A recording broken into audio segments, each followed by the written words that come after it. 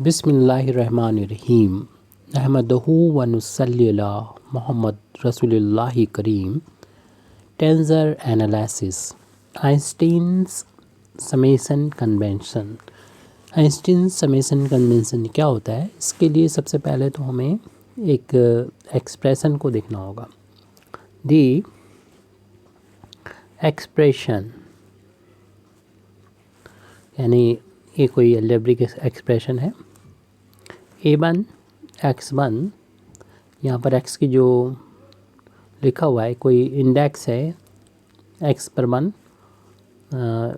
ये कोई पावर नहीं है। जैसे कि यहाँ पर 2 लिख रहे हैं तो ये x की पावर नहीं बल्कि इंडेक्स है, और ये सुपर स्क्रिप्ट है यहाँ पर। ऐसे ही हमारा a3 x3 और भी टर्म यहाँ पर एंड सो ऑन आते रहेंगे, dot dot so on. an x to the power n। हम देख रहे हैं कि जो इंडेक्स a के साथ है सब स्क्रिप्ट में, वही x में सुपर स्क्रिप्ट के में भी है। यानी 2 है तो ये 2 लिखा हुआ है, 3 है तो ये 3 है, n है तो n है। तो इसको हम रिप्रेजेंट करते हैं, एक शॉर्ट नोटेशन से रिप्रेजेंट करते हैं। इज़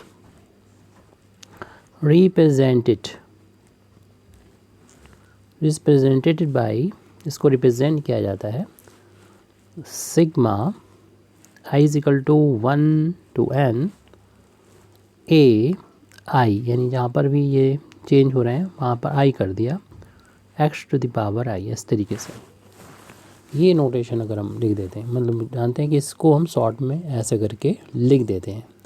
अब यहाँ पर हम जो समेशन कन्वेंशन का मतलब है कि हम ये जो साइन है सिग्मा वाला, इसको भी ड्रॉप कर दें और एक कन्वेंशन को अडॉप्ट करें। उस कन्वेंशन को इस तरीके से लिखते हैं, यानी ये जो वैल्यू है सिग्मा का हटा दें तो जो ai है उसकी वैल्यू को हम ऐसे करके लिख दें a1 x1, यानी पहले i की जगह 1 1, फिर i की जगह पर 2 2 रख दें, फिर i की जगह पर 3 3 लिख दें और प्लस एंड सो ऑन। और यहाँ पर अगर इंडिकेट किया गया हो हमको कि कहाँ तक रखना है तो वहाँ तक रखेंगे, लेकिन अगर नहीं किया है तो n तक हमें इसको रखना है। तो एक ही टर्म में जब कोई इंडेक्स यानी रिपीट होता है, एक ही टर्म में कोई इंडेक्स रिपीट हो तब इस तरीके से इसको एक्सपेंड कर देते हैं, बीच में प्लस का साइन लगा देते हैं। यानी ये सिग्मा होता है, लेकिन सिग्मा को जब हम हटा देते हैं तो इसकी जो मीनिंग होती है वो इतना हो, तो इसी को बोलते हैं समेशन कन्वेंशन बोलते हैं।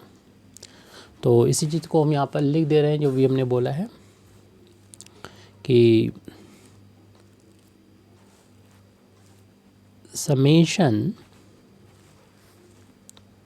कन्वेंशन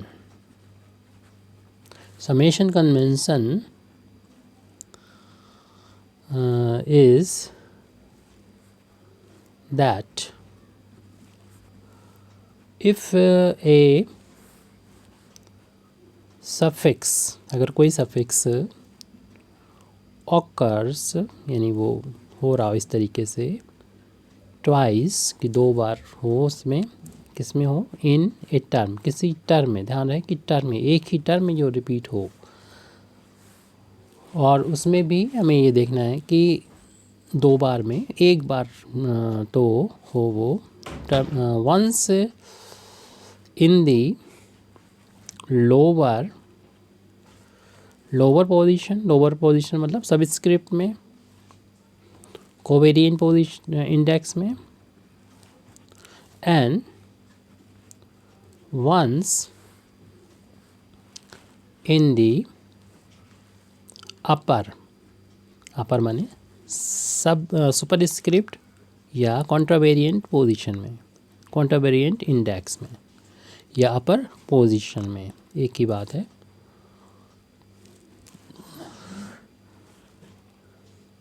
और इसमें हम then that suffix implies sum over definite range,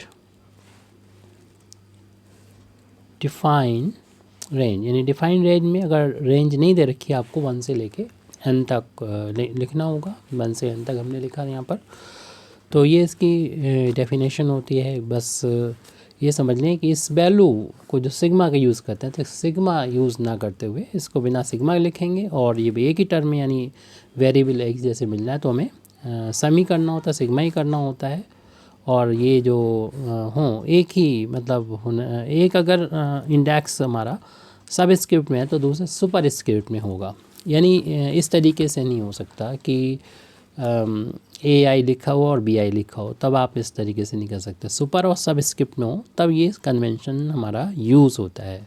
और ऐसा भी हम यूज़ नहीं कर सकते कि कोई हमारा कांस्टेंट अगर है यहाँ पर जैसे कि ये, तो उसके लिए हम समेशन कन्वेंशन का यूज़ नहीं करेंगे, समेशन नहीं करेंगे, क्योंकि ये सिंगल एक टर्म है। ये यहाँ पर वेरिएबल अगर होता है, 1 ना हो के कोई वेरिएबल हो जैसे कि j लिखा हो, तब आप यहाँ पर इसको सम करेंगे अप टू n टर्म करेंगे, या जो भी आपको डिफ़ाइन कर दिया जाए कि रेंज कितनी है वहाँ तक लिखना होगा।